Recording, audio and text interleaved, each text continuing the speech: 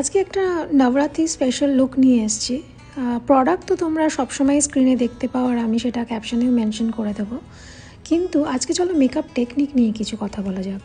আমার স্কিনটাকে যে প্রিপেয়ার করছি, এই প্রিপারেশনটাই কিন্তু আমি 3-4 মিনিট ধরে করি। তার জন্যেই কিন্তু স্কিনে মেকআপটা এত ভালো বসে। তুমি ইলুমিনেটর ইউজ করো আর না করো, একটা ভালো হাইড্রেটিং ক্রিম ময়শ্চারাইজার তোমাকে কিন্তু ইউজ করতেই হবে। তারপরে তোমাকে মিনিমাম সেই টাইমটা দিতে হবে যাতে প্রত্যেকটা মেকআপ প্রোডাক্ট যাতে ভালোভাবে তোমার স্কিনেতে বসে।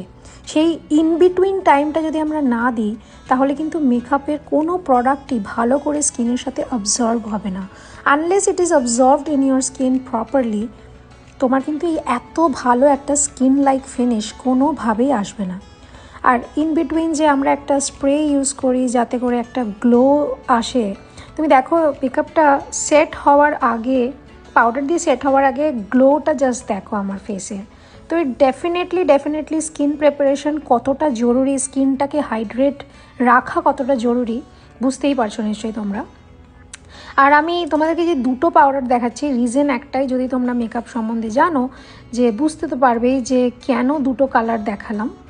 অ্যান্ড সেই সমস্ত জিনিস কিন্তু আমি আমার কোর্সে ভালো করে এক্সপ্লেন করব যে কী ধরনের পাউডার আমরা ইউজ করি আর কেন ইউজ করি, কোন কালারের সাথে কোন কালার, মানে স্কিন কালারের সাথে কোন টোনের পাউডার ইউজ হয়, এগুলো জানাটা জরুরি নিজের একটা সেলফ মেকআপের জন্য। আর প্লাস প্রত্যেকটা প্রোডাক্ট ইউজ করার পরে কত সুন্দর করে ব্লেন্ড করে দিতে হয় ফেসের মধ্যে, এই জিনিসটাও কিন্তু আসে out of experience, out of knowledge.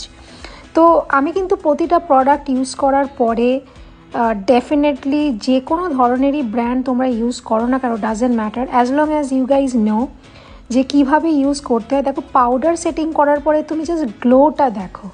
আমি কিন্তু নিজের পুরো ফেসে পাউডার দিয়ে সেট করেছি, আর এটা কিন্তু দিনের আলোতে, কোনো আলাদা কোনো লাইট নেই, সমস্ত সূর্যের আলোতেই এইটা পুরো শ্যুট করা হয়েছে। জাস্ট দেখো যে ফিনিশিংটা কিরাম লাগছে, এটা কিন্তু তোমরা জানিও, তোমাদেরকে কিন্তু আমি সবসময় কাছ থেকে দেখাই।